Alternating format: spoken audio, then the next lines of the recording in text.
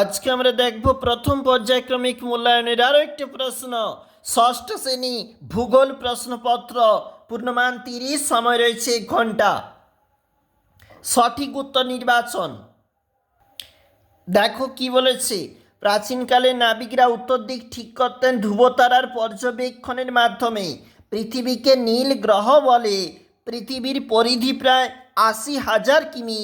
পৃথিবীর উচ্চতম স্থান হিমালয়। চলে যাব 2 নম্বর পেজে, ওখানে প্রশ্ন কি বলেছে দেখো। সূর্যকে সামনে রেখে পৃথিবী নিজের অক্ষের চারিদিকে পাক খায় পশ্চিম থেকে পূর্ব দিকে। নিরক্ষরেখার দক্ষিণে 23.5 ডিগ্রি। দক্ষিণ অক্ষরেখার অপর নাম মকরকান্তি রেখা।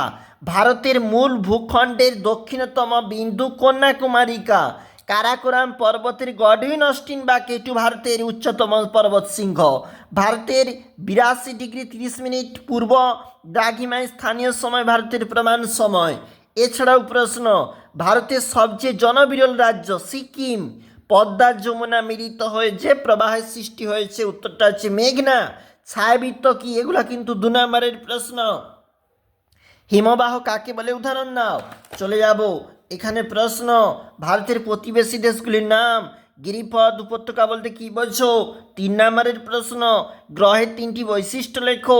অক্ষরেখা দ্রাঘিমারেখার 3টি পার্থক্য লেখো। এছাড়াও প্রশ্ন, সৌরঝড় সম্বন্ধে লেখো।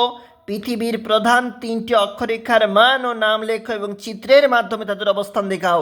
অবশ্যই গুরুত্বপূর্ণ ভূগোল প্রশ্নপত্র।